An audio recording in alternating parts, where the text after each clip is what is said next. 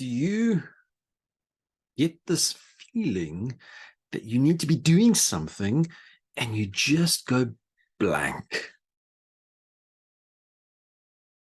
Hey, it's Stuart here, and there's something that's come through to me so many times from my clients. Hey, Stuart, I've actually had this great idea. This is what I want to do in my life. I see my goal. I see my dreams.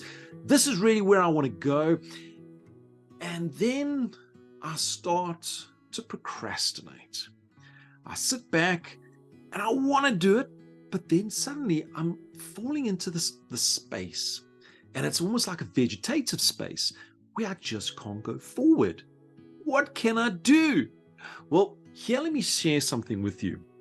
You see, procrastinating is something that we all do. This is almost like a human trait. Doesn't matter if you are a high-level individual, every single one of us will procrastinate in doing something at some time in our life. Now, is that bad or is that good? Well, if you're procrastinating around something that should get you towards your goal, well, then it's bad. But if you're procrastinating really just to internalize and just calm your body, your mind, we call that meditating. And that's not a bad thing to do. So the question that comes out is, Stuart, how do we overcome procrastinating? Do you want to stop procrastinating? Absolutely. Well, here's a simple technique that I can share with you that will help you to stop procrastinating. It works like this. It's got two parts to it. The first, you need an accountability partner. You need somebody to hold you accountable to certain actions. And the second part, if you don't have any accountability partner, or if you don't do those actions, ultimately, you need to get some form of negative reward.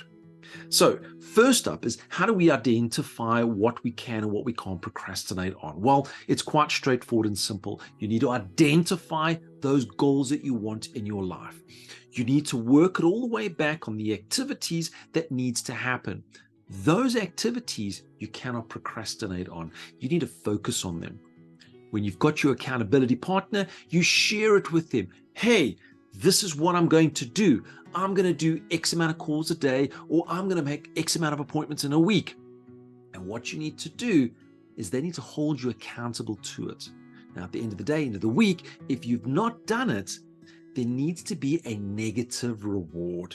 There needs to be something that actually pinches and hurts. And I'm not talking about a physical, but I'm talking more internally.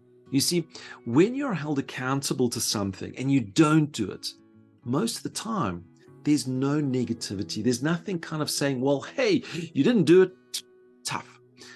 When you've got this negative reward associated to it, the last thing that you want is to have to go to that negative reward. So as an example, there could be something where you could write out a check. You could actually have a big pile of cash.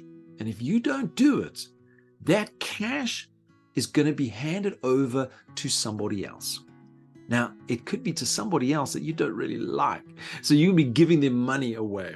So you need to start incorporating this negative reward into your lifestyle and associate that to your activities.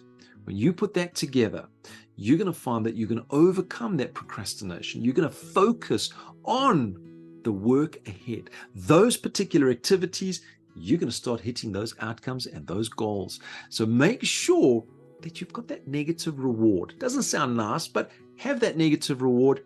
And what you're going to find is you're going to take your business, you're going to take your life to the next level. So want to stop procrastinating? Just add in accountability with a negative reward.